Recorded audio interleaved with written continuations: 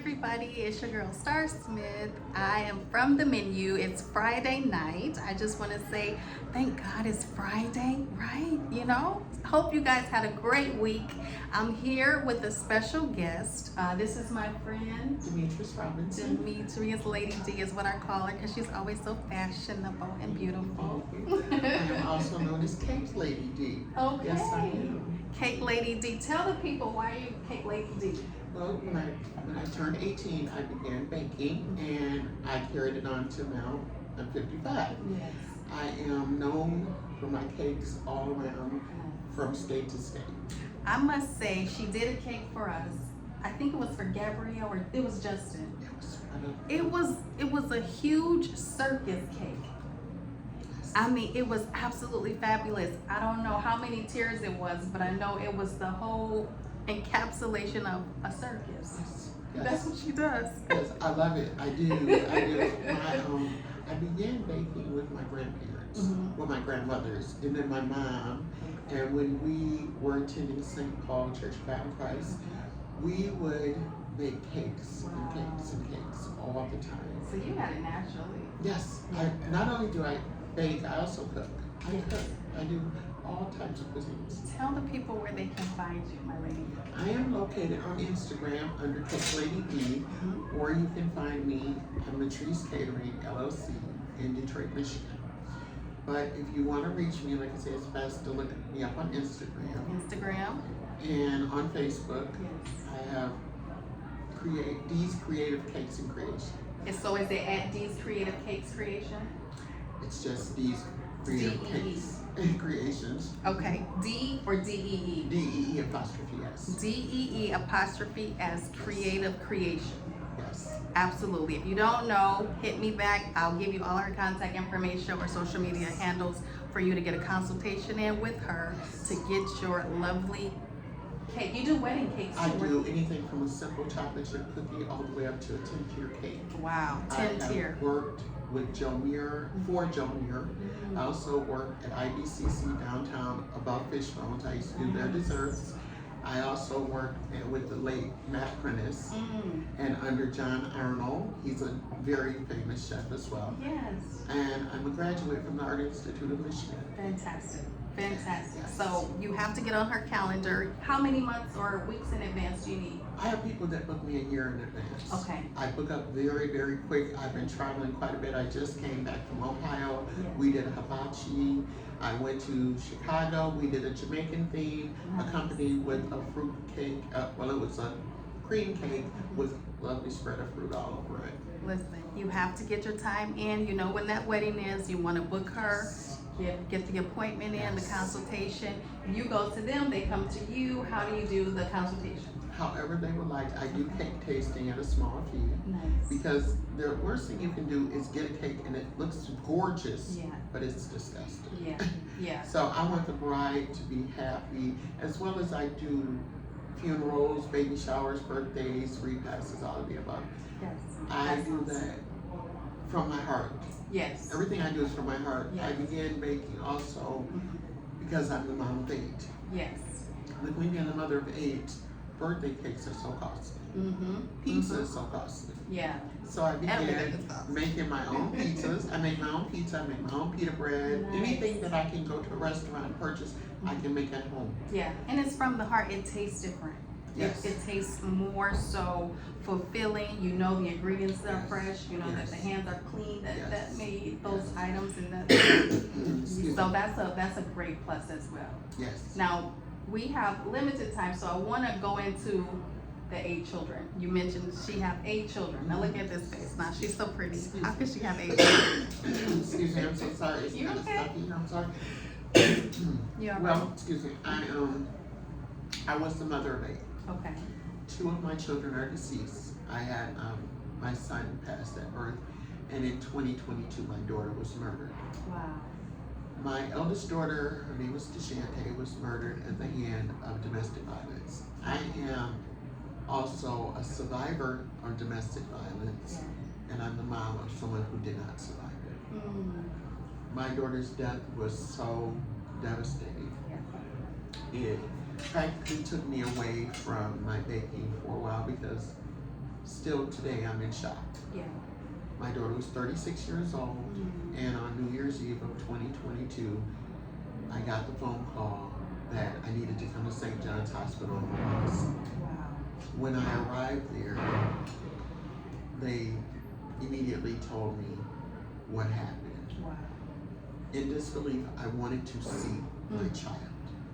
And when I went and I saw my child laying there, this individual felt the need to beat my daughter to death.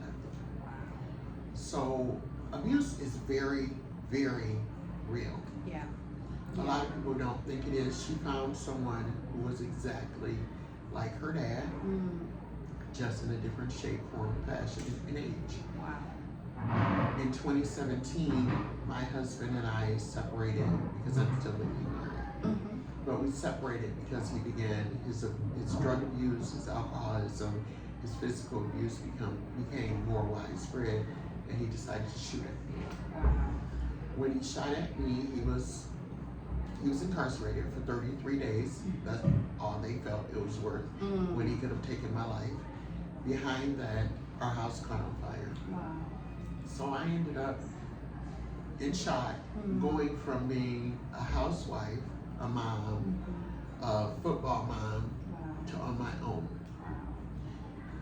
Being out here on your own is very different.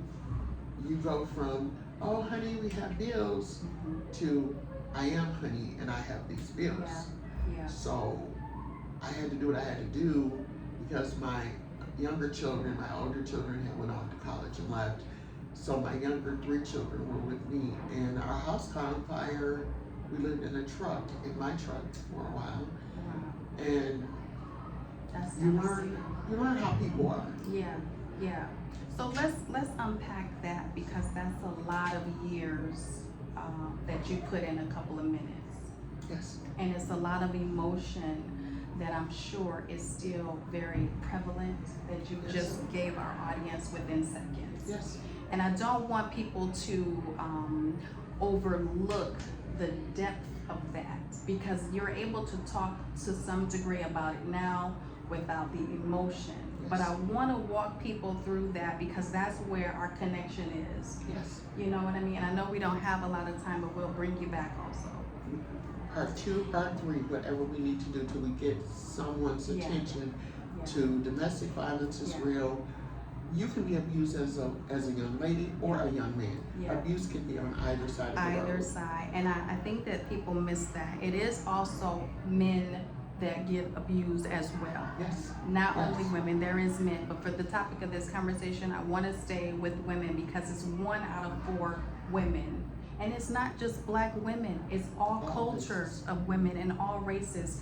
And we see an influx of the violence, the domestic home violence, particularly because of the economic downturn in our economy, right? And so that causes so much frustration and anguish and anxiety amongst the household. And so when you don't have the resources, now in our culture, our resources are not as prevalent as some other cultures, and that's just statistics, right?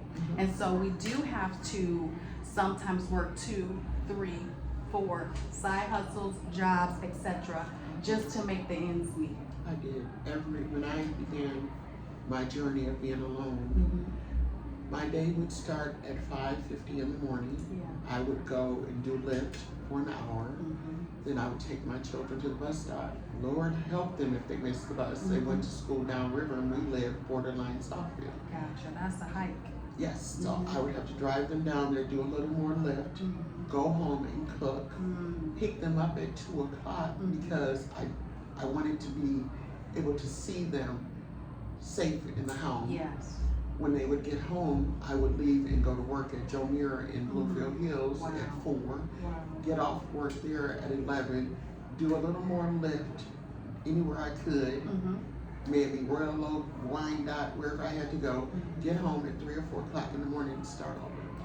That's, to think about that, people will say, oh, that's a lot. But when you're in survival that's your normal. That's it. That's your normal. That's And I know that to be so because you have to multitask. There's no failure here. That's our mindset. We have to do in any situation, especially if it's one parent, single parent in a home, you have to do any of these tasks to the best of your ability and make sure that they're done because there's no failure here. If I fail, everybody fail. And the sad part about it is people don't look Mm-hmm. when you are, before you become a single person, you might see a family and say, oh, they are wonderful. Correct. But you don't know what abuse is inside. That's it. I suffered physical, mental, Mm-hmm. and emotional abuse for years. Mm-hmm. I met this man at 14 and I'm 55 now. Wow. And the emotional and mental abuse is still there. Mm-hmm. Mm-hmm. People say, why don't you not talk to him? You can't say that when you have children. I don't care how old they are. Mm-hmm. You can't say, oh, I'm not gonna talk to this person. You're gonna run into them at graduations Mm-hmm. if they choose to be involved. That's it. Because some don't. Yeah. And my husband, even though we're separated, Mm-hmm. he does not choose to. He only makes his presence known Mhm. for his own pat on the back.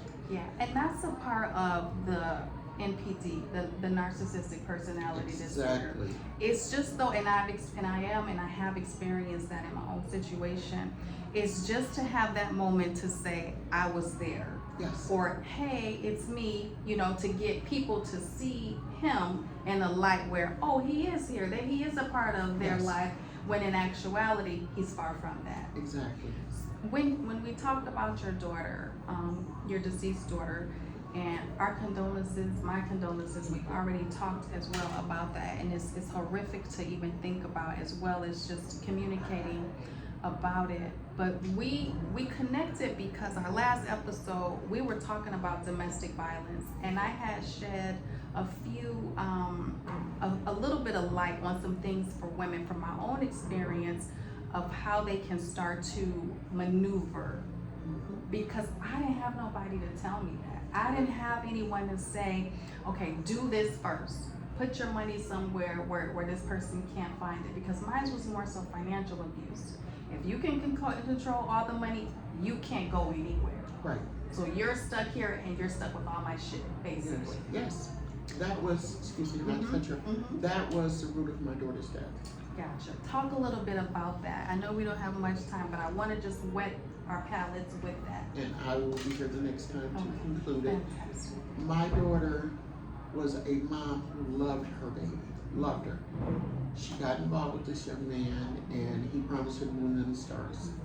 When she was 6 months pregnant, he went to jail. He stayed in jail. He has 10 children. He went to jail and he wanted her to go and get his vehicle out of impound. He said, go to my god sister and get my vehicle. She has the title. Excuse me. Well, we found out it wasn't his god sister. It was one of his women. Wow. He also had his other children's mother he was living with. I, doing my cakes, ran into a school childhood friend, and she said, JD referred me to you. And I said, I don't know what that is, because he was addressed by his middle name to me. Okay. So, long story short, when we found out and connected the dots, that JD and my daughter's boyfriend were one and the same, and her co-worker was also the baby mom. Wow. We collaborated this information. Well, the baby mom put him out at that moment and removed his children. Excuse me. My daughter, she called me, she was 4 months pregnant because they were trying to have a baby. And when she called me, I met her at Hustle Hospital. My daughter's eye was sitting out. He always went for her face. Wow. And yes, and he beat her up and he said, because your mother talks too much. I didn't know. Wow. I had no idea. And I begged her, leave him alone. Mama, I love him. Baby pops up. We love her to death. And he knew that. He was jealous. He was very jealous. Yeah. Please excuse me, my asthma is acting. Excuse me. Some water. No, I have to just think it. So he would abuse my daughter. When I saw the horrific pictures, they went to Virginia. He split my daughter's lip up like a canal. It was ridiculous. I've seen her with black eyes, bloody lips, busted lips. He bust her head open. But his season finale, as I said, he would always try to beat her with a bat or whatever he could. And on our final moments together on December the 30th, I was with her. She called me up. She said, "Mom, can you pick me up and take me to work?" I was like, "You have a rental." Well, my daughter, she didn't always have a squeaky clean path. In the past, she was a street hustler. And I told her, I said, "Look, you have a kid. Yeah. You can't do that." When I said you can't do that, she said, "Mom, okay." I said, "No, it's not okay. It's what you need to do. Because you need a 401k or something for this child." She always worked. But when she seen a fast turnabout because I had lost my job, I was out there by myself. She wanted to bring in some quick money. She wanted help. So she would go in and out of town and stay gone for weeks. Gotcha. But her daughter stayed with me. So she was safe. She said that. So when she would come home and she was living with me, he went to jail for domestic violence. Well, For this situation. No, he went to jail, not domestic violence, for aggravated assault. Okay. He has a streamlined history. He beat his niece with a 2x4 and did 8 months. So he's been in and out of the prison system. Yes. Okay. And so with that, has there been any intervention as far as counseling or therapy prior to it escalating to where we were with it? Okay. No, because he felt he didn't have a problem. Okay. And there was no demand by the system for him to be rehabilitated in that capacity? No. Okay. Our system is so different, but that's a whole nother situation. Yeah. He went to jail. He demanded everything. When my daughter would street hustle, she had my basement looking like the Nike warehouse. My granddaughter was 2 years old with 2-carat diamond earrings in gold, BBS necklace, all kinds of Ray-Bans and stuff. Whatever you name brand, she gave it to her She kid. had it. And he was jealous.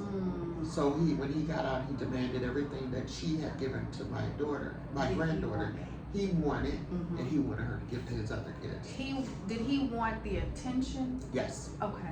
So that didn't just start at the moment they had the baby. He wanted attention He was all very the time. selfish. Okay. He was extremely selfish. That's one of the characteristics Yes. too. Yeah. Okay. He was entitled, selfish, Yeah. egotistical, manipulative, all of the above. Yeah. But the major issue we had was his trying to dominate her. And my daughter was a very stocky. This is my daughter on my neck. This is my baby. Yeah. And She was beautiful. thank you. She was very independent. So after I spoke to her, she finally adjusted to, "Mom, you're right." She got a job, and she was a beautiful soul. She worked at 12 Oaks Mall. She was a manager at Shapiro's. Wow. When you walked to the food court, her smile lit up for him. And he did not like the fact that she went from making anywhere from $2,000 to $4,000 a day to $1,700 every 2 weeks. At the time of her death, he took all of her jewelry. Wow. He took all of her credit cards. She had to drop for the Shapiro's. He took the money. Yeah. He was already very pre-planned, as from what you're telling me. I don't know. Yes. From my understanding and just experience, he had already determined how he was going to manage this relationship with your daughter. He was going to control her. He was going to control her by any means necessary. And I need to stop and share this with you. When I say control, I remember going to my daughter's house because he convinced her that they were buying a house on the east side from his aunt. Okay. I went to go visit my daughter, and she said, "Mom, pick me up." I said, "Okay." I go to pick her up. When I get there, she can't open the door. He had a deadbolt on the door.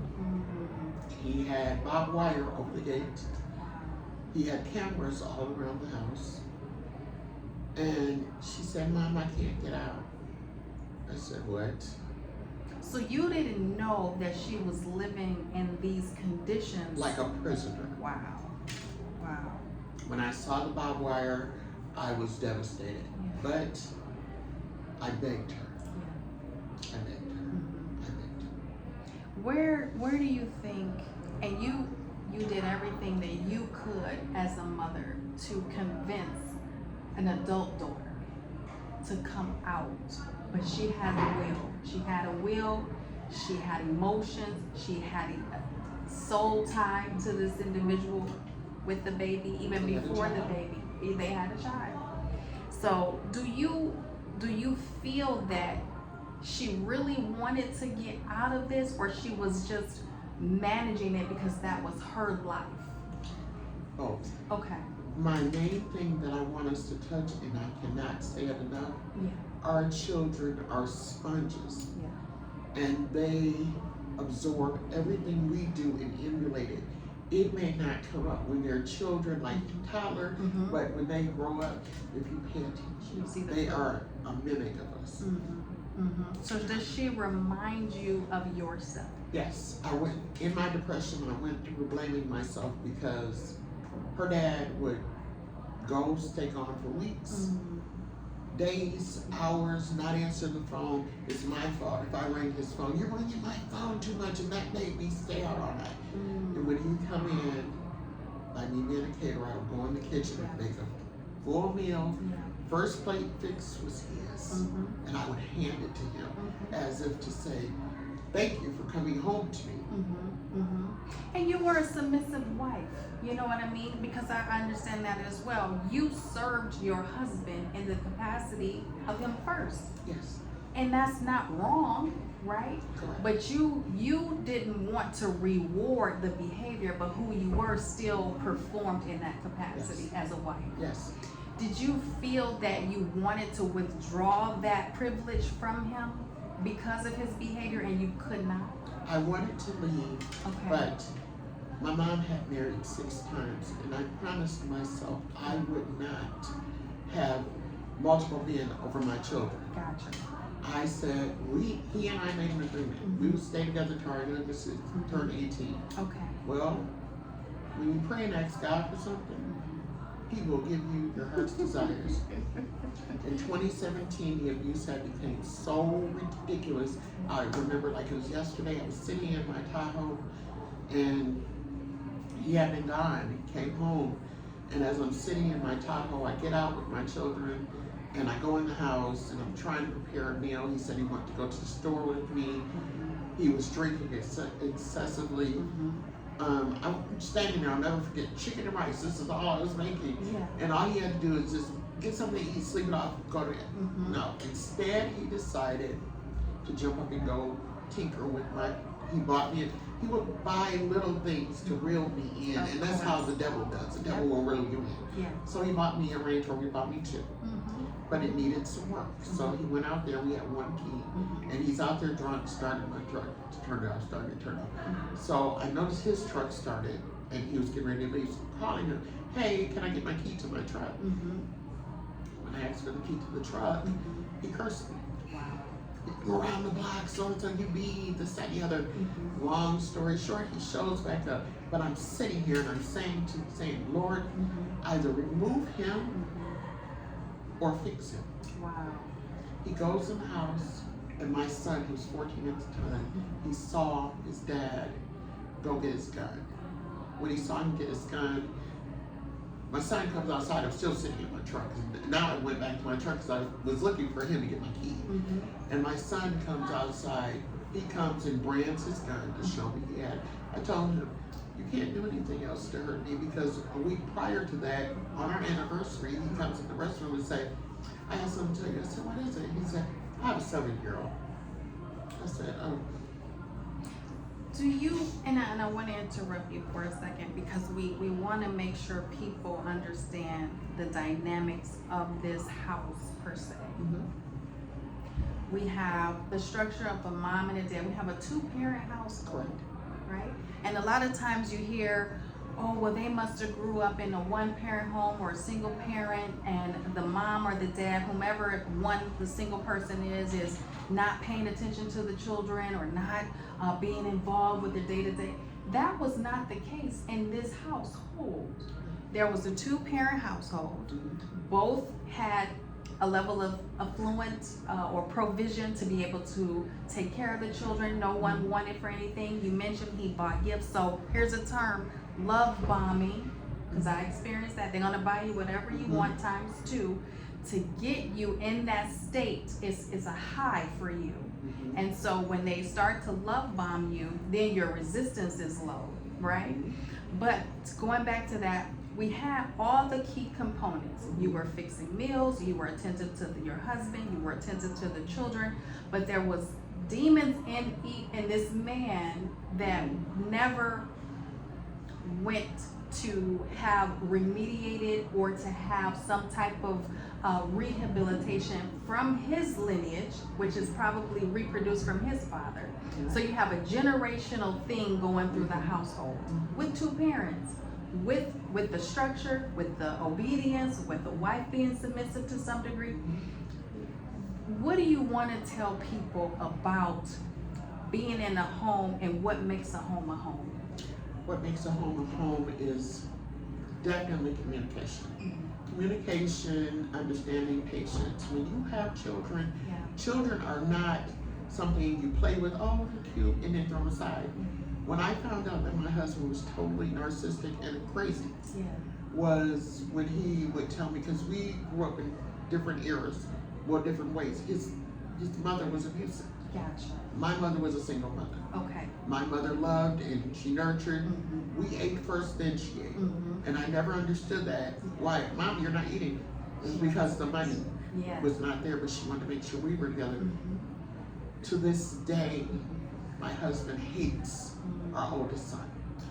He told me out of his mouth 2.5 years ago, if you love me, go kill our son, bring me his head, and then we can consider getting back together.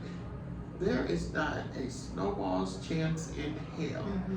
I don't care, and please excuse me, I don't care what my children do. I will never lose love for them as their mother. Absolutely. He's very abusive. When you are in a family supposed to be love and unity. I have a friend, and him and his wife are very attentive to their children. He's a serviceman. His wife, she was in law enforcement. Gotcha. And they live in Maryland, and I always looked at them like, oh my God, if I could not be for me, because I don't know what love is. I don't know what love is. I am praying that one day the love that I'm seeking will come. Right now, I'm just waiting. I'm just waiting on the Lord to send and for me to be released. Correct. And people ask me why have I not divorced him yet? And I'm gonna be honest. In our system, if you divorce a person and have a life insurance, you can't get it at all. And I'm being honest with you. No, that's true. That's true.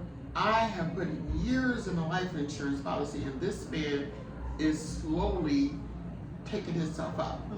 So I'm saying, so I have went through abuse, lost a child, lost my mother, lost my self-esteem, lost my way, and you're telling me I get nothing? So and most women do stay because of the financial picture somewhere in the dynamic, especially as you say you've invested so much to not since I was 14. Absolutely. So now I'm sitting on my and I have a little chalkboard, and this is my business over here, and this is his and his properties. He keeps creeping over here, and I have to take the dry erase and put him back over there because I am very independent. And I don't need anybody but God. I fear no man. Are you sometimes, and I ask this, are you sometimes afraid because you know that the person would want to harm you to death? Yes. Absolutely. Yes. I remember prior to coming out of coming out of the divorce, and being on your own, as you mentioned, with these children. The way that the person interacted with me, my ex-husband, it was always very sneakily. Even when he would come into the home, it's like creeping, but I could hear what God will do. He will allow your senses to be heightened because he wants you to protect you while you're in the situation. So your intuition is sharper, your senses is higher. So I could hear him coming in where he thought he was speaking in. They lurked. They lurked to hear what you're doing, but they've been out in the wolves Doing what they want to do. doing all They kind of lurk and judge. Correct. And it's not to judge. The first thing they do is there's nothing, they want to come back in the house with you and walk through as if they've been there all the time. And they want to judge, why is that over there? Yeah. Why is this over here? Why are you asking me anything? You don't live here, sir. Well, in my case, it was, oh, I've been here.